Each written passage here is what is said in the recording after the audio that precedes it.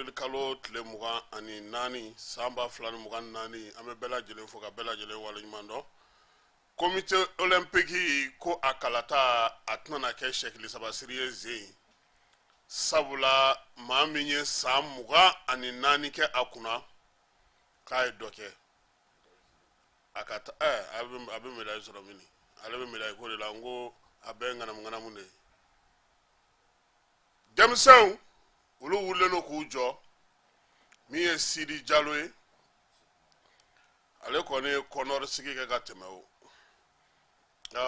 min ye Musa Aga Atayer o fana ka chef de cabinet kun don sport la ye yɔrɔ tɛnɛni ma min fɔ bama ɲɛko la a dɔ ma ladege y'a fɔ wari min bɛ don min bɛ bɔ min bɛ d'u ma ale b'a bɛɛ dɔn kurutu fɛn fɛn bɛ yen ale b'a bɛɛ kalama ni ale kɛra commission mun wulilen don k'u jɔ ko dɔ kɛra ten a ka ɲi an ka dɔ ɲɛfɔ a la babu wuli waati ka kɛ ni an ka kibaruyaw ye fasodenya wale k'o ta k'o kɛ gafe ye yaasa an bɛ se ka baara kɛ cogo min aw na Asimi Goyita ale kumakan mɛn o la wolomasiri tabaw ka wuli ka jɔ o bɛ sen na hali bi pelengana sifin mugan cɛ 10 muso 10 olu wulilen don bi k'u jɔ k'u labɛn yaasa min ye taxi ye o bɛ se ka sara cogo min pelengana kafo kɔnɔna na Segu mara la Gurumara Rousse école karamɔgɔw ko k'olu tɛ baara kɛ ko fo contrôle physique mɔgɔw ka t'u sɔrɔ Gurumara Rousse k'u tɛ bɔ yen fiyewu ko kana Tombouctou kɔnɔna na Bangas halisa min ye siraw ye olu balilen don nka min ye kɛra bita la danfaraba ye kamiyɔntigiw ni mɔbilibatigiw caman tun y'a dɔn k'a fɔ ko nin waleya in bɛna kɛ u kɔnna ka bɔ nka u tilara k'u lasegin tuguni k'u bloquer sira in kɔni ka maa tɛ ka taa o blocage o bɛ yen kɔkan kibaruyaw la Faransi ko a bɛna a ka lasigiden minnu bɛ farafinna ko k'u fara ɲɔgɔn kan Benenkaw fɛ yen k'u ka hakililajigi kɛ ka ɲɔgɔn faamuya Soro Guillaume ale ni Alassane ka ɲɔgɔn ye yan'o cɛ ko kunnafonidilaw wulilen don ka taa tugu o kuma na ye fo ka siga don Soro la n'a bɛna taa n'a tɛna taa o kumaw fana bɛ yen Basiru Diomaye Diakhar Faye ale y'a jira k'a fɔ ko u ni Union Européenne ko Basiru tɛ se ka fi minɛn kelen na k'u ka taabolo falen tɛgɛnɔ bilara sɛbɛn dɔ la sɛbɛn min ni Union Européenne yɛrɛ ɲɛmaa nana Dakarikaw fɛ yen u jɛra k'o sɛbɛn kɛ Ukraine ale premier ministre ko n'an m'an kɔlɔsi ko n'olu ka Ukraine kɛra in tora ta k'a bɛ kɛ 3e guerre mondiale ye kibaruya tɔ minnu mana sɔrɔ o la an na olu da Outlook ka wulada in na k'aw sɔgɔlen to Jani.ml FM na ka foli ni bonya ta ka ɲɛsin bɛɛ lajɛlen ma maa minnu sɔgɔlen don an na an y'a fɔ a ɲɛna k'a fɔ ko kunungo kuluba faama sigiyɔrɔ la an ka taabolow an ka tabiyaw an ka adamadenya n'an ka kow kɛcogo ka se ka olu don ba la k'a kɛ sɛbɛn ye sɛbɛn min bɛna don an ka kalansow bɛɛ lajɛlen kɔnɔna na o baara o tun bɛ kulubakaw fɛ yen yaasa ka se ka faamuyali kɛ waleya in bɛɛ lajɛlen na kuma ni sɛbɛnw bɛɛ lajɛlen dilen kɔfɛ furancɛla fanga ɲɛmaa n'o ye colonel Asimi Goyita ye ale ye dantigɛli kɛ ORTM mɔgɔw ka kuma bara la an ka jɛ k'o lamɛn. Mara ka segin so adamaden i daba t'i la taabolo t'i la i bɛ kɛ mɔgɔ wɛrɛ sago ye i bɛ sɔn fɛn bɛɛ ma fɛn bɛɛ bɛ se k'i sɔrɔ o yɔrɔ to a ka kan bi an ka jateminɛ kɛ an bɛ Malikura ko mun na san 5 ɲinan kɔ san 10 san 20 san 30 san 50 san 100 an bɛ fɛ an ka jamana kɛ cogo di o tɛ se ka taa cogo si la ni a tɛ se ka kɛ jamanadenw kɔ fo jamanadenw de ka labɛn n'an bɛ jamana ɲuman kɔ fo an ka jamanaw de labɛn o labɛnni o ye yɔrɔ bɛɛ de o diɲɛlatigɛ la ten i bɛ se ka ko bɛ kɛ fɛn fila bɛ se k'olu lajɔ o ye temps ye n'u b'a fɔ ko waati ani yɛlɛmani changement an bɛ mun de kɛ sisan mun b'a to waati a kana k'an bolo foyi yɛlɛmani a kana k'an ka ɲɛkumu kan parce que diɲɛlatigɛ la yɔrɔ fila de bɛ yen soit i bɛ k'i yɛrɛ ye o bɛ kɛ dɔ sago la bon n'an bɛ fɛ an k'an yɛrɛ sago ye bi la fo an k'an taabolow taama o baara min filɛ nin ye a ye baara min kɛ nin ye an bɛ ka fɛn fɛn kɛ nin ye a gulo ni min baara de la min baara n'a ma s'a dan na o kɔrɔ mɔgɔ minnu b'a ta k'a du dusukun na ka du ɲini ka n'olu tɛ don min na o y'a ko bannen pewu mun b'a to a ko kana ban an k'a daminɛ depuis an ka jɛnɛ danfa denmisɛnninw na u lamɔ u ka lamɔ ni jamana taabolo jamana ka laada ye jamana ka taabolo ye o b'a to mɔgɔ kun fɔlɔ min y'a kɛlɛ kɛ n'olu tɛ yen toujours a fɔ ko relève mɔgɔ bɛ u kɔ minnu bɛ se ka a baara kɛ donc hali bi k'aw fo dan tɛ foli mun na nin baara in n b'a dɔn Malikura ye nin baara de ye ni min baara ɲɛna an bɛ ka fɛn fɛn kɛ tan refondation a tɛ tiɲɛ an ye farafin an ye maliyɛn ye an ka segin an danbew ma o kɔrɔ tɛ k'an bɛ mɔgɔ wɛrɛ ta fili mɛ an ka mɔgɔ wɛrɛ ta an bɛ se ka labɛn cogo di a ka kan an yɛrɛ ma hɛrɛ ye a kan ma ɲuman ye. Colonel Assimi Goïta donna tɛmɛ fanga o ɲɛmaa ye ale ye sɛbɛn in a labɛnna san 3 de kɔnɔna na Mali seko ni dɔnko tigilamɔgɔw laadatigiw ka taa se an ka dugutigiw n'an ka kabilatigiw ma bɛɛ lajɛlen de bɛ donna sɛbɛn in dilanni na san 3 kɔnɔna na o sera ka min bɔ k'a bɛna kɛ gafe min bɛ don an ka kalansow kɔnɔna na yaasa an ka taabolo bɛ se ka falen cogo min na wolomasiri tabaw olu ka chef d'état-major n'o ye Baru kɛlɛtigi ye ko k'a da bɛɛ lajɛlen tulo kan ko min ye wolomasiri tabaw ye k'u ye wulikajɔ kɛrɛnkɛrɛnnen kɛ Tombouctou o marabolo kɔnɔna na min ye ɲafunkɛkaw fɛ ye yɔrɔ min bɛ yen n'u b'a fɔ ma ko Sarafere wulikajɔ in senfɛ sa ko min ye wolomasiri tabaw ye o kɔni ye maa caman de bɔnɛ a nin na ba fan fila bɛɛ lajɛlen fɛ ko waleya in k'a kɛra kun min kama o ye k'a fɔ ni juguwale ni bamaja wale kɛbaw kɔni caman kun bɛ yen duuru u sera ka olu fa olu nɔfɛmaw ka kɛlɛkɛminɛnw caman k'o ndaraki u bolo min ye dugu min bɛ n'o ye Tanga ye o masuruna na sa dugu fitinin dɔ bɛ wulikajɔ dɔ senfɛ sa u ka yɔrɔ dɔ bɛ yen u b'a fɔ ma ko Babi kisɛ mugu cikan kɔni bɔra yen mugu cikan kɔni ɲɛsinna an ka wolomasiri tabaw ma u y'a jira k'a fɔ k'an ka sɔrɔdasi kelen o jogira o senfɛ u y'o ta ka na n'o ye joona nka min ye tɔw ye olu kɔni ye wulikajɔ kɛ sa fo ka taa se a dan na bamaja wale ni juguwale kɛba maa 24 o de fatura ko in senfɛ dugula sa n'o ye Kalifari ye armée a y'a jira k'a fɔ k'a ka maa min joginna k'o taara ka na teliya la ka na n'o ye furakɛli la wolomasiri tabaw ka ɲɛmaa n'o ye chef d'état-major Umaru Daraye a ko k'a b'a da bɛɛ lajɛlen tulo kan ko finitigiw ka wulikajɔ n'u ka cɛsiri min bɛ sen na nin ko ni min ma bɔ a la ko ni min ma fara a kan foyi tɛna bɔ a la wa fana min ye baara kɛcogo ye yaasa dugudenw bɛɛ lajɛlen bɛ se ka lafiya cogo min ko a wulikajɔ kɛ kun y'o nin ye o hukumu kelen kɔnɔna na fana ɲɔnɔ mara la nin waati in na a yɛrɛ n'o k'a fɔ ko wolomasiri tabaw k'u bɛ wulikajɔ la ye min ye wulikajɔ in kɔni a bɛ k'a to dugudenw ka fɔ la ko a bɛ ka taa fo tɛnɛnkun ni yuwaru yanfan na maa caman bɛ yen u y'a jira an na k'a fɔ ko min ye bamaci wale ni juguwale kɛbaw ye k'u kɔni bɛ ka duguw bila u bɛ ka wuli ka bɔ nka u bɛ k'u kunda Burkina ale de kan nin waati in na u camanba min ye Mali yuwaru yanfan ye ale ni Lac Debo fanfɛla ninnu bɛɛ lajɛlen kɔni k'u kɔni bɛ ka kurun ta ka ba tigɛ ye k'u kunda Burkina Faso kan dugudenw kɔni caman y'o jira maaw y'a jira fana k'a fɔ ko min ye wulikajɔ ninnu kɔni kɛlen kɔnɔna na u ye fɛn caman minɛ maaw la dugu kɔnɔ dɛ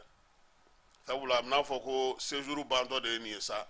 an bɛ dugawu kɛ nin ka kɛ lafiya bɔda ye an ka maaw ma kuma tɛ sɛnɛ o kuma bɛna na se sisan ni sɛnɛ sera ka kɛ nin yɔrɔ ninnu na ka ɲɛ n'Ala sɔnna a ma baloko o bɛ nɔgɔya kosɛbɛ bɛɛ ni kelenya kuma ale kow fana kuncɛliw kɔni kɛra fantan ani naani bɛɛ lajɛlen fɛ sɛbɛn kɛrɛnkɛrɛnnen min kan ka dilan ka bila mɔgɔw ɲɛ sibiri don le 6 de tɛ le 6 o ye ntɛnɛn de ya an ka kɛ kalo kura le 6 ka taa bila a le 10 la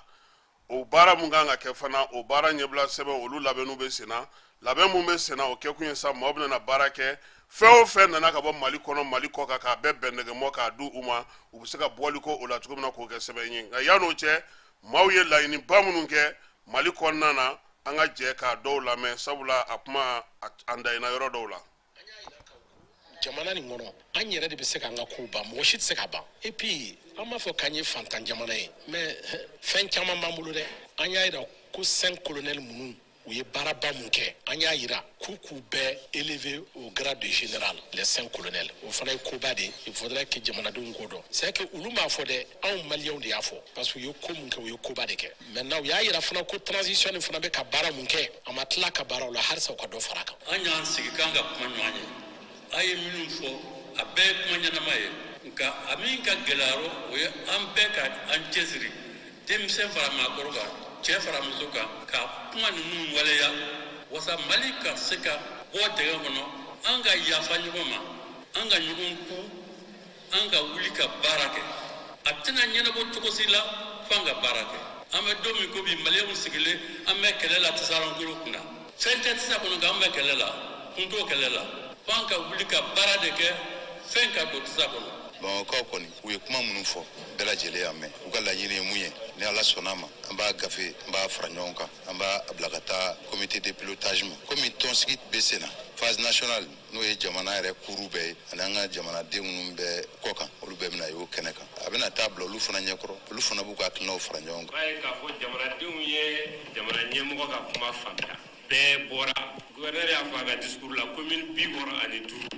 communal kɛra olu kɔnɔ a commune bɛɛ y'a kɛ parti politique ka consigne tɛ foyi bɛɛ y'a faamuya ko jamana ka hɛrɛ ye jamanaden bɛɛ de ko ye a maire 65 bɛɛ bɛ yan nɔ awa depuis 1960 fana fo bi a siɲɛ fɔlɔ de filɛ sigi ka kɛ k'a fɔ ko Mali gɛlɛya minnu b'a kɔnɔ n'a sera fo niveau dɔ la 2012 la san 2012 n'o ɲɔgɔn ma deli ka kɛ o de walala ka wala fo ka se fan bɛɛ Kidal minali o de y'a hakili sigi tendance bɛ ka yɛlɛma a dun bɛ ka taa maaw b'a yɛlɛ a bɛ taa ka se yɔrɔ min Ala nana kɛ maliyɛnw fara ɲɔgɔn kan u yɛrɛ wulila k'a lajɔ ka tila k'a lasigi a bɛ ka sigi ka taa taabolo ɲuman fɛ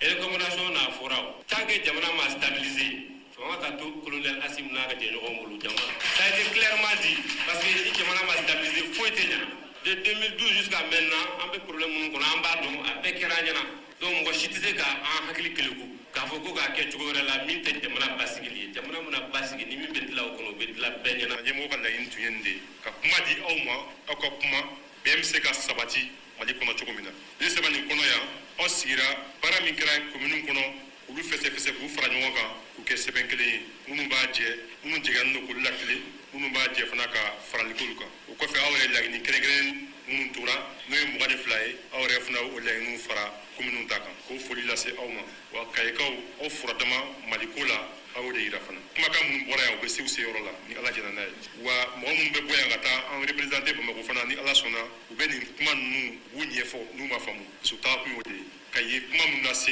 olu ka taa ɲɛfɔ n'o y'a sɔrɔ a ma faamu wa ni a kan ka défend fana u b'a défend yasa kayi ka kuma minnu taara u ka se ka fara tɔw kan Bamakɔ k'a kɛ document final la. Mun de ka ɲi an ma an m'o de discussion na k'a kuncɛra ni o recommandation ninnu de o recommandation ninnu b'a jira k'a fɔ ko réellement mɔgɔ ma to kɔ min fɔra yan nɔ nin de ye sankaw hakilina ye Malijɔko la. Donc anw b'a fɔ san kɔni a sigi ka fɔ vraiment a laɲini a dabɔra kun min kama an y'o laɲini bɛɛ sɔrɔ a kɔnɔ. K'a yir'u la k'a fɔ ko u ye fasoden ɲumanya kɛ président son excellence le colonel Assimi Goïta a kun ye laɲini min kɛ an bɛ se k'a fɔ ko a laɲini a sabatira san yan nɔ. Ko fanga furancɛ fanga ka to sen na fo san 5 n'o ye transition ye ko Assimi Goïta ka kɛ cɛbɔ ye kalataw nata maa minnu bɛ yen ni maramafɛn b'u bolo wa n'u yɛrɛ ye jɛkulu ye minnu b'u yɛrɛ lakana u yɛrɛ ye k'u ka maramafɛn ninnu bila u ka na armée kɔnɔ parti politique caya ko ka dɔ b'o la usine min bɛ Tesalit n'a bɛ platiri dilan ko k'o lakuraya Tesalit cercle ko k'a kɛ région ye ko ka se di an ka lakanabaw ma n'o ye faamaw ye walasa Mali fantan 4 u ka se ka lakana cogo min ani malidenw n'u bolofɛnw maa minnu bɔra u sigiyɔrɔw la kɛlɛ nin kɔnɔna la k'olu ka segin ka na wa n'u seginna ka na u ka sɔn k'a fɔ ko Mali ye kelen Mali tɛ tila wa u bɛ Mali sariyaw bonya ni sigikafɔ minnu kɛra jamana kɔnɔ ani jamana kɔ kan a baaraw bɛna kuncɛ an ka faaba kɔnɔ Bamakɔ. Ayiwa yan'a kuncɛli cɛ anw na tɛmɛ ni kunnafoni ye yan Kidalikaw k'aw fana fo k'aw waleɲuman dɔn maa minnu bɛ k'a sɔgɔlen don an na Kidalikaw fɛ yen sisan Kidali kɔni n'i taara avion na n'i bɛ ka taa ko tile 2 i bɛ kalo 1 jate k'i yɛrɛ kun ni militaire bɛ opération na an ma avion d'e ma i bɛ to yen dɔɔnin de kɛ gamu bɛ dumuni ɲini ka d'i ma yanni ka segin sinon anw kɔni an bɛ taa sira de fɛ anw bɛ bɔ yan fo Gao an bɛ tɛmɛ duguma sira fɛ ka Gourma cɛ ci ka Mɛde Fatuma lajɛ ka munumunu ka na ka don Guinea kɔnɔna na ka taa n'a y'an diya yɛrɛ a ka ɲi ten sa a kana to o fɔ maaw ye n'an sera yen an bɛ Burɛmu sira ta Burɛmu bɛ ta anw bɛ ta an bɛ Tilemsi minɛ ka t'o cɛ ci ka taa an da Fayi ka campement kɔnɔna na ka ɲaamɛ du ye ka sɔrɔ k'an kunda Kidali kan sa o ye heure 2 ye an tɛ taa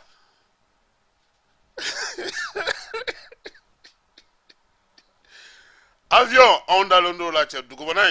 in directement keba anw bɔra car la 2008 fo Kidal Gamu ani Takni olu y'an escorté an bɔlen Gao da fɛ fo Kidal kɔnɔna na an bɔra Gao 8h ka taa don Kidal 16h Sonef car o de taara n'a ye ne kɔni ne bɛ sira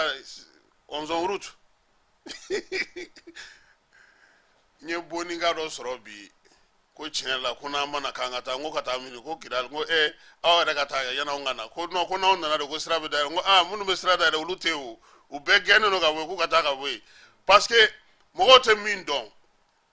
dugu o dugu bɛ sira ninnu na f'i ka mɔgɔ dɔw dɔn yen olu bɛ se k'i mantɔn ka t'i bila dugu dɔ la foyi t'i sɔrɔ hali n'o y'a sɔrɔ mugu bɛ ka ci fan bɛɛ bonya dɔw bɛ mɔgɔw ni ɲɔgɔn cɛ c'est pour que dialogue in na u tun kan ka mɔgɔw dɔw fana ɲininka quoi i ɲɛ bɛ mɔgɔ caman na dugu ninnu kɔnɔna na bonya dɔw bɛ duguw ni ɲɔgɔn cɛ n filɛ ka fa ye ka kan kuma min f'i ɲɛna nin ye bon n t'a dɔn n'a bɛ yen sa parce que sisan ko ninnu ɲaamina quoi est ce que cɛ in tɛ ɲaamɛ in suɲɛ ka taa f'a ye va de sinon i bɛ bɔ yan fo Sevare fo Douanza o si tɛ problème ye nka ne de kɔni ala ye de ci sa k'e de bɔra Douanza kɔnɔ k'i kunda Gao kan fo n'i dɔnnen don dɛ i ka dɔ bila i kun fana foyi tɛ kɛ fu ye tuguni dɛ yen kɔni fo ka t'i se i seyɔrɔ i b'i bolo bila i jufa la de ne yɛrɛ ɲinɛna n ka mɛn formation na an ka segin ka na n'an ka kibaruyaw ye Gormara Ruskaw olu ka école karamɔgɔw k'olu fana ye baara bila bi sabula an ye nin kuma fɔ yan ka tɛmɛ n ko maa minnu taara ko contrôle physique ka taa sigi Tɔnbɔkutu ko Direkaw Gurumakaw ni Ɲafunkɛkaw k'olu ka taa sɔrɔ ayi dɛ a bɛ wuli ka taa u ka yɔrɔ de la u ko k'u tɛ kalan kɛ ko tant que contrôle physique mɔgɔw ma taa Gormara Rus aw sera ka taa mɔgɔw contrôler Kidal mun b'aw bali ka taa Guruma nka an ka tiɲɛ fɔ Guruma ma nɔgɔn dɛ n ko bateau on s'en attaqué là-bas bateau jɔlen n'olu de ka yɔrɔ la ye o yɔrɔ in la an ka armée de la ka mɔgɔ 11 perdu su kelen in bingali senfɛ kɔni ale yɔrɔ ma nɔgɔn kosɛbɛ aw ka cɛ Sentinelle pour le Mali olu ka dugu de don ale fa ye maire kɛ fo ka ale fa fatura bateau kɔnɔ Jire docteur Kasum Jire donc Gormara Ruskaw u ko ni contrôle physique bɛ kɛ ko ka t'u sɔrɔ olu sigiyɔrɔ la ko o de ka di olu ye kosɛbɛ ko n'o tɛ ko olu kɔni ɲɛ t'a la Iba Ndiaye ale ko maa minnu ye déclaration kɛ ko 31 mars k'a jira k'a fɔ ko furancɛla fanga kuntala banna ale taara o sɛbɛn signé nka a y'a signé tɔn min tɔgɔ la o ye NAM ye NAM ye a yɛrɛ ka association ye association min n'o ni URD tɛ kelen sabula URD ale ma sɔn ka don jɛkulu in na ale y'a ɲini a ka maaw fana fɛ fana k'u bɛɛ lajɛlen ka taa fɛn kɛnɛ kan i b'a ko ale kɔni ye mouvement démocratique maa ye Mali démocratie kɛlɛ ninnu fɛnw bɛɛ kɛra ale ɲɛna ale tɛ se k'i sigi ka nin lajɛ n'ale ma fara o kɛlɛbaw kan o de la a taara fɛn in signé ni a ka tɔn o tɔgɔ ye aya a daminɛna tuguni dɛ n bɛ to mɔgɔ ye lettre 2 de ci ma bi n bɛ kelen kalan bi n bɛ kelen kalan sini u ko an filɛ dɔgɔkun min kɔnɔ nin ye ko nin dɔgɔkun in don nataw la k'a daminɛ bi la ka taa se fo sibiri ma ko tile farinya bɛna daminɛ 42 ka taa se 47 ma de 42 degrés Celsius à 47 degrés Celsius yɔrɔ minnu ta bɛna juguya kosɛbɛ ni mɔgɔw kan k'u hakili to yɔrɔ la ye Kayi Kulukoro Bamako u ko mercredi o tɛ bi ya ko Bamako Kayi ale bɛ 44 degrés de la sini jeudi Kayi bɛ taa 45 degrés de la jumadon Kayi bɛna 46 degrés la samedi u bɛ taa 47 degrés la Kulukoro bi olu bɛ 44 la sini 45 jumadon 45 samedi u bɛ taa 46 la Bamako bi Bamako bɛ 43 degrés la sini Bamako bɛ taa 45 la jumadon 45 min ye samedi do Bamako bɛna 44 la ko a ɲininen no maaw fɛ ji a kana aw yɔrɔ janya ji la i kɛra maa sugu sugu ye maakɔrɔ yɛrɛ t'a la tuguni mɔgɔ sugu sugu i kana yɔrɔ janya ji la i kana fama ka ji min denmisɛnninw ni maakɔrɔ maaw k'u hakili t'u la parce que mɔgɔ tɛ k'olu de kɛrɛfɛ kosɛbɛ maa si kana mɔgɔ bila so kɔnɔ hali ni ye fenêtre ni dɔw bɛ yɛlɛ i ka fɛn ɲini min bɛ fiɲɛ lasa a tigi ma ko sabula fɛnw sow bɛna na komi wusulen de don hali ni ye fenêtre da la a bɛ kɛ komi a ka kala de kɛnɛma i bɛ ka clim bila la clim bɛ fiɲɛ min ta ka don i kan a bɛ kɛ kalaman de donc maa kɔrɔ fara maa fitinin ka bɛɛ lajɛlen ka ji k'i ta la ye wa baara o baara n'i tɛ se k'a kɛ yirisuma kɔrɔ i tɛ se k'a kɛ yɔrɔ kɔrɔ guwa bɛ yɔrɔ min na tilekɔrɔla baaraw maaw ko olu sumaya kosɛbɛ météo mɔgɔw ko ko bɛ min far'o kan o ye k'a ye k'a fɔ ko maliyɛnw kibaruya fɛn fɛn dira waati tɛmɛnen na mɔgɔw y'a caman matarafa mais ko mun y'an jɛ banabaatɔ minnu bɛ mɔgɔw bolo so kɔnɔ ko mɔgɔ hakili ma to olu de la zeyi ko bɛɛ k'i hakili to la nin ye bi ta ye sini ta an n'o fana kalan sun tɛ ko i tɛ ji min ni kun ɲɛ jɔlen na sa ko sun tɛ ji min faut boire maintenant k'a ta k'a min o waati ye sisan ye tiɲɛ na o ko mɔgɔ k'u hakili to banabagatɔw la tuma tɛ ni mɔgɔ sokɔnɔnaw la banabagatɔ mɔgɔ minnu bolo mɔgɔkɔrɔba minnu tɛ se ka bouger ka to k'u lana fiɲɛ kɔrɔ k'u lasigi yiri kɔrɔ yaasa u bɛ se ka fiɲɛ sɔrɔ hali ni y'u bila so kɔnɔ ni fenêtre dayɛlɛ i hakili to u la fana donc ninnu ye fɛnw ye maaw k'aw hakili to mun na ko nin dɔgɔkun tile k'a bɛ sɔn ka fana bon météo don a bɛ komi n'u ko sa bɛ na ala ta y'a ka ko ye an ka dugawu kɛ ala ka tile in fanga jigin an bɛ se ka lafiya cogo min na journalisiw vidéasiw kunnafonidila sugu bɛɛ lajɛlen arajo ni tele maa 50 ni kɔ minisiri min bɛ diinɛ ni bato kunna ale taalen no olu bila kalan na kalan min na sa a bɛna kɛ jatigɛwale maaw ka wulikajɔw jatigɛwale fɔcogo ninjuguwale ni bamanjawale fɔcogo journaliste 50 ale ni réseaux sociaux baarakɛlaw olu kɔni b'o kalan na yaasa u ka se ka ɲɛfɔli k'u ye mun ni mun bɛ se ka fɔ mun ni mun bɛ se ka ɲɛ minisiri yɛrɛ n'o ye Mamadu Kone a ko ko i kɛra fɛn fɛn ye i ka kunnafoni di ka kɛ ni faso ye ko o de ɲɔgɔnna tɛ baara in kɔni daminɛna kunu a bɛ to senna sa fo tile 5 baara don i ka cɛ b'a la han joliba Musa tɛmine kɔni tɛmine kwale k'a dɔ kɛ pelenganakaw fɛ yen pelengana ye npogotigini 10 cɛmani 10 k'olu ta k'u bolokɔrɔla don k'a f'u ɲɛna ko yaasa u ka se ka don maaw ka du ni du ka taa ɲɛfɔli k'u ye TDRL saraliko la n'o ye taxe de développement ye waleya in kɔni bɛna kɛ tile 10 kɔnɔna na yaasa ni sifin ninnu sa u ka munumunu salo kɛ ka maaw lakodɔn yaasa min ye waleya fɛn bɛ se ka sara cogo min dugatigiw dutigiw min ye sotigiw ni fɛnw ye ko k'a ɲɛfɔ bɛɛ lajɛlen ɲɛna ka taa se butigitigiw ma yaasa waleya bɛ se ka kɛ cogo min na u y'a yira k'a fɔ ko min ye nin ko in ye a kɔni bɛ ka kɛ bɛn ni kelenya kɔnɔna na pelenganakaw yɛrɛ y'a yira fana k'a fɔ ko nin ko in bɛna sɔn ka ɲɛ kosɛbɛ maire ka dan kan n'o ye Dantumɛ Danbele ye ale kɔni ye dugudenw wele denmisɛn minnu bilalen filɛ baara la nin u k'a nɔgɔya u bolo u k'u bisimila k'u ɲɛ u ka ɲɔgɔn faamuya TDRL olu yɛrɛ ta o bɛ bɛn 140 de ma 240 o de bɛ sara maa kelen tɔgɔ la kɔni ko n'i y'o jateminɛ ko o kan ka maaw kan ka se ka o sara dɛ sabula a bɛ bɛn tama 5 de ma tile o tile maa kelen o maa kelen n'o b'i ka guwa kɔnɔna na kɔkan kibaruyaw la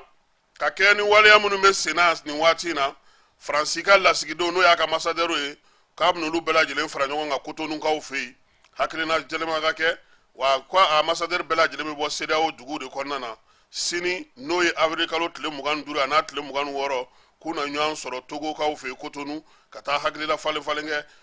kunnafonidi gafe min bɛ sa n'a bɛ fɔ o ma ko l'intelligent Afrique ale de ye kibaruya in di Senegalikaw ka jamanakuntigi kura n'ale fanga ta avril kalo tile 2 tɛmɛnen a ko k'u ni Union Européenne ka baaraw bɛ taa sira min fɛ ko k'a yɛlɛma yɛlɛmali hukumu kɔnɔna na sa min ye sɛbɛn ye ale yɛrɛ ni Union Européenne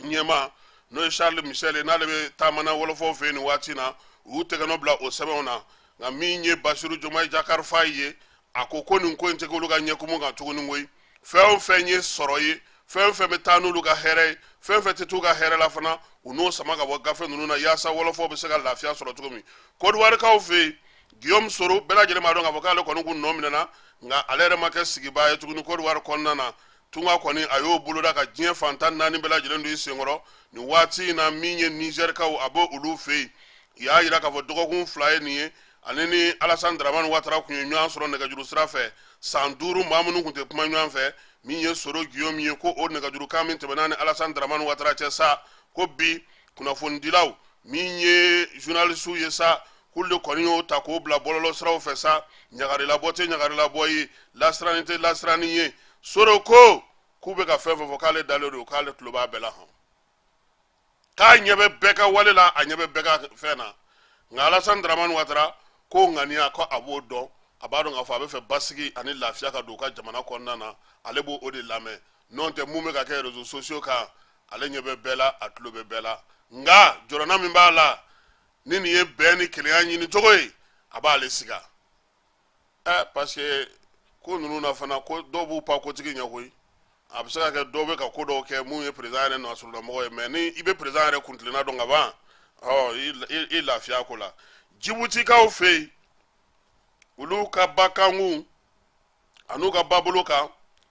denmisɛnnin minnu bɛ yen n'olu kɔni ko k'u bɛ bɔ ka t'u dahirimɛ ɲini ka t'u garisɛgɛ lajɛ sa olu kɔni ka kurun de dafirila denmisɛnnin 38 o de tora ji kan ntɛnɛn tɛmɛnen u y'a jira k'a fɔ k'u tun bɛ bato min kɔnɔ ko bato ɲɛnama yɛrɛ tɛ o ye maaw de kɔni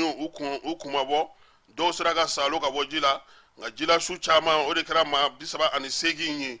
min ye Djiboutikaw ye k'olu ka denmisɛnw kɔni ko hali ji min ta ɲuman i t'a sɔrɔ wa baara fana o sɔrɔ man di dugu kɔnɔna ka kala min ye dugu kɛnɛmana ka kala o de la bɛɛ lajɛlen bɛ k'a ɲini sa ka taa tunga la ka se ka taa dɔ sɔrɔ ka segin ka na so kuma tɛ olu ka tunga a ko a ma nɔgɔn kosɛbɛ Keniyakaw fɛ yen u ka wolomasiri tabaw ka ɲɛmaa min bɛ yen n'o o ye Omondi Ongola ye ni ale yɛrɛ ye jalatigiba ye u ka jamana kɔnɔ k'ale kɔni fatura hélicoptère kasara dɔ la u ka dugu min bɛ yen n'u b'a fɔ ma ko Sindar u y'a jira k'a fɔ ko maa ma falen n'a jɔyɔrɔ ka bon kosɛbɛ Ugandakaw fɛ yen ko ale kɔni su donna i ko komi maa ɲɛnama tɛ ko hali kasange ma sɔrɔ ko ka don a la ko n'i ye nin général ba in ye nin tɔgɔtigi ba in nin maa ba in ko ale ka pankuru ka taa dafiri maa si ma sɔrɔ a n'a nɔfɛmɔgɔ maa 9 k'u bɛɛ lajɛlen daji maa ma sɔrɔ k'olu su don fo n'a kɛra tɛmɛnsennaw ni fɛnw ye ko min ye général ba in ye don ka ca Ala bolo dɛ Ala ka labanko ɲuman d'an bɛɛ ma cɛ i b'i disi gosi ORTM Sori Ibrahima Keita ale ni Imofri Sanu u ye ja dɔ bɔ Tawudeni kaso kan a kɔnɔna na lieutenant Ɲɛntaw u y'a ɲininka ko mun dusukasi bɛ ale la ko a yɛrɛ mun nimisa bɛ a la a ko ale ye Dibi Silasi ye a b'a ka gouverneur la a ka jala b'a la fiɲɛ b'a nun na ko ka tila ka na o y'ale bolo kaso la ko hali o tɛ se k'i kun kɔrɔta ko jɔn kan ka siran dɛ keba a ye to ka jaw lajɛ a ye to ka livre kalan aw bɛ Shuaibu Sulemani Isufu dɔn wa a t'a dɔn yanni émission ka ban a bɛ n hakili lajigin n b'a fɔ a ye mɔgɔ min don n'an bɔra yen hélicoptère fana taara ɲɔgɔn dafiri tuguni u fila ka don ɲɔgɔn na aw b'a fɔ cogo min na Malaisie-kaw fɛ yen hélicoptère fila ka don ɲɔgɔn na koyi maa 10 de tun b'u kɔnɔ u bɛɛ lajɛlen dajira min ye hélicoptère kɔni a bɛɛ lajɛlen ɲɔgɔn na k'a kɛ mugu yɛrɛ de ye o kɛra olu fɛ yen ko tuma min na maaw bɛna ka na dɛmɛ don u ma Malaisie-kaw fɛ yen o y'a sɔrɔ kɔni ko taara ka dan kɛ sabula a kɛra babolo min fɛ o babolo fana ye dunni kɛ ka taa ni maaw ye su kɔni 10 u sera ka o sɔrɔ hélicoptère fila in ale binni kɔfɛ Ukraine premier ministre n'o ye Denis Shapal ye a ko olu sirannen don ni Ukraine kɛlɛ tɛna kɛ guerre mondiale ye ko sabula ko min ye Irisi ye ko n'o ma se sɔrɔ k'a bɛ sɔn ka kɛ guerre mondiale ye k'o de la ale b'a ɲini lamɛnnikɛnw ka congrès fɛ u kun ko k'u bɛ dɛmɛ min di olu ma u ka n'o dɛmɛ in kɛ bolo kɔfɛ fɛn ye u k'a to olu ka se ka se sɔrɔ n'olu ye se sɔrɔ o b'a jira k'a fɔ ko min ye diɲɛ ka lafiya bɛ na sɔrɔ o de la k'ale dun ɲɛ b'a la ko lamɛnnikɛnw ka députéw k'olu bɛ k'u sulu sala u tɛ fɛ ka olu ka wari in d'olu ma n'o ye dollar wari miliyari 61 ye k'olu dun sigilen don k'o kɔnɔ dɛ ko n'u m'o sɔrɔ ko kɛlɛ kɔni k'a bɛ sɔn ka gɛlɛya olu bolo don nataw kɔnɔna na Brésil dugu maakɔrɔw min ye dugutigi kɔrɔw ye i n'a fɔ an ka dugutigiw olu de wulilen don k'u jɔ k'u ka jamanakuntigi k'a ye layidu min fɔ k'a m'a timɛ ntɛnɛn don u ye nkamu da maa bɛ n'o ye Brésil tutigɛba ye sa u nana ɲɔgɔn sɔrɔ u ka faaba kɔnɔna na maa 8,000 ni kɔ n'o ye indigènes ye sa olu kɔni nana sa ka na jɛrɛ belebeleba kɛ k'u ka jamanakuntigi k'a ye layidu min ta a m'a timɛ dugukolo minnu b'olu bolo u fa tiɲɛw u ka dugu u ka sigiyɔrɔw u ka bugu k'a kungo k'a bɛ sɛbɛn bɔ ka dan tigɛ o la ko yaasa o bɛ se cogo min na ka to olu bolo ko nka ko bi ko a ma se ka a foyi timɛ waleya in a kɛra jɛrɛ min bɛ yen n'u b'a fɔ ma sa ko dugukolo tɔgɔla jɛrɛ n'o ye dugukolo lankolon tɔgɔla jɛrɛ ye o tako mugan na a kɛra o de senfɛ sa Brésil ale kɔnɔna na u y'a jira k'a fɔ ko ni nin waleya in banna k'u tɛ segin so tuguni Brésil dun jama ka ca dɛ Brésil i bɛ carnaval ye i tɛ se ka s'a kun na i bɛ segin ka t'i ka so k'a sɔrɔ i ma s'a kun na Sao Paulo diɲɛ don n'an bɔra yan an bɛna na Australikaw fɛ yen Australie ko dɔ de ye muru k'o kɛ ka dɔ suwa olu ka faama baarakɛyɔrɔ dɔ la min ye maa dɔ ye o filɛ nin ye k'o ta k'o bila réseaux sociaux min bɛ yen n'u b'a fɔ ma ko X ni Twitter kɔrɔ don k'o bila o sanfɛ Australie ɲɛmaaw n'o y'a jamana ɲɛmaaw ye olu de y'a jira sa k'a fɔ ko nin waleya min kɛra Sydney olu ka faaba la ko X tigi k'a k'a jigin ka bɔ bɔlɔlɔ sanfɛ cɛ ko k'a t'a jigin u y'u ka kiiri tigilamaw wele ka kiiri don ko yaasa ka se ka cɛ in nɔ minɛ n'o ye Elon Musk ye a ko k'u kana da o ma ko fa o fa n ka d'u ye ka taa n'u ye yen ale yɛrɛ y'a ka sariyatigiw wele u ka jateminɛ kɛ ko in na sabula waleya jugu a tɛ bɔ dugu la ten kosɛbɛ ni a ma ko fɔ an bɛ segin ka na Mali kɔnɔ farikolo ɲɛnajɛ tɔgɔla soba min bɛ yen n'a bɛ fɔ a ma ko comité olympique a ɲɛmaya bɛ maa min bolo nin y'a san 24 ye a kelen de b'a kunna san 24 denmisɛnnin dɔw de wulila ɲina ko f'a ka falen k'a ye dɔ kɛ a k'a to olu sifinnakaw ka na u ka fɛn ta k'a baara Mali farikolo ɲɛnajɛ fédération fɛn fɛn bɛ Mali kɔnɔ olu bɛɛ lajɛlen de ka tɔn don a y'a jira k'a fɔ a ka barosigi senfɛ n'o ye Sidi Jalo ye ko dunko juguya yuruku yuruku faso bɛ nafolo min di wa hali an taatɔ filɛ Jeux olympiques min na nin ye comité olympique bɛ wari bila ka na min ye wari dɔ bɛ a fɔ ma ko soutien à l'olympisme n'o wari bɛ di ka na san o san comité k'u yɛrɛ dɛmɛ min ye sponsor o bɛ wari min di k'a si tɛ ka don a da fɛ bi olu wulila ko sabula san o san ni cɛ ka baara banna ni mandat kura min nana kɛ k'u bɛ na u tɛ kalata kɛ u tɛ maa ɲininka u bɛna dɔrɔn k'a fɔ ko mɔgɔ minnu jɛra ni a ka candidature ye a bɛ to a nɔ na ɲinan ninnu ko ko o tɛ kɛ ko fɛn o fɛn bɛ yen wariko la ko k'a bɛɛ ɲɛfɔ fɛn o fɛn bɛ yen dunko juguya la ko k'a bɛɛ ɲɛfɔ k'u bɛ u se bɛ labɛn o labɛnna u b'o kɛ yaasa min ye comité olympique ye ale min yɛrɛ kɛlen don ka k'an ka farikolo ɲɛnajɛ degunba ye bi parce que i b'a dɔn ko fédération dɔw bɛ yen u bɛ dɔ d'olu ma dɔw bɛ yen olu t'a sɔrɔ yɛrɛ hali olu t'a ɲini bon a bɛ di minnu ma fana olu fana b'a kɛ cogo di n'Ala sɔnn'a ma Sidi Jalo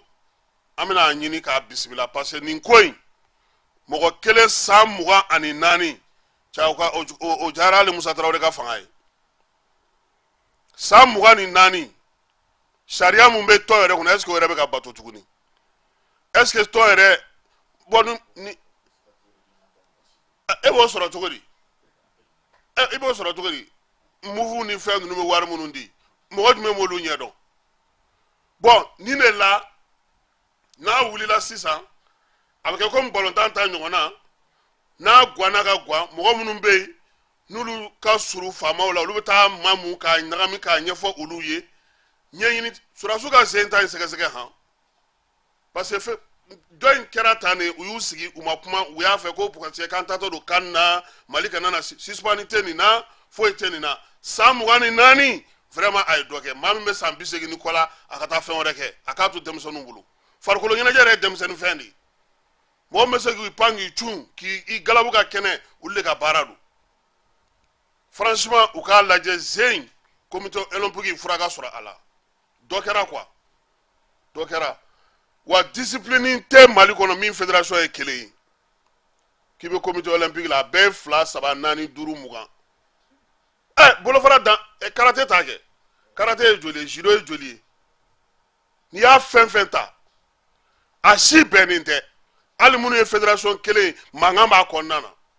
or ni comité olympique ɲɛnama bɛ yen ale de bɛ sariya yira k'a fɔ nin de ye sariya ye e ɲɛda tɛ lajɛ kɛba ɲɛda tɛ lajɛ i bɛna nin wari d'a ma o tɛ lajɛ sariya de bɛ boli kan an ka jamana yɛrɛ problème ba yɛrɛ de kɛlen don o de ye fɛn o fɛn ni sariya b'a la o t'a bato mun bɛna na fɔ sisan l'esprit olympique u tɛ sɔn farikolo bɛɛ da bɛ gouvernement bɛ wari bɔ ka dun u taatɔ tɛ de jeux olympiques la mɔgɔ o mɔgɔ ka mɔgɔ bɛ taa jeux olympiques la n ko comité olympique bɛ wari CIO bɛ wari di i ma fédération bɛ tila état bɛ tila ka wari da aw ma tuguni u ka ko jateminɛ sa wari yɛrɛ t'an bolo kurantigɛ fila an dala nin an ka kuran bɛ ka tigɛ don o don k'a ko jateminɛ nka u ka ko k'olu ka carburant banna olu mun ka kuran olu ka carburant banna anw yɛrɛ fana ka carburant de bannen don nka non yan fana carburant de bannen don carburant ko dɛsɛ de don n'i ye kurantigɛ kɔni ye k'a tɛ ban a tɛ kɛ carburant de don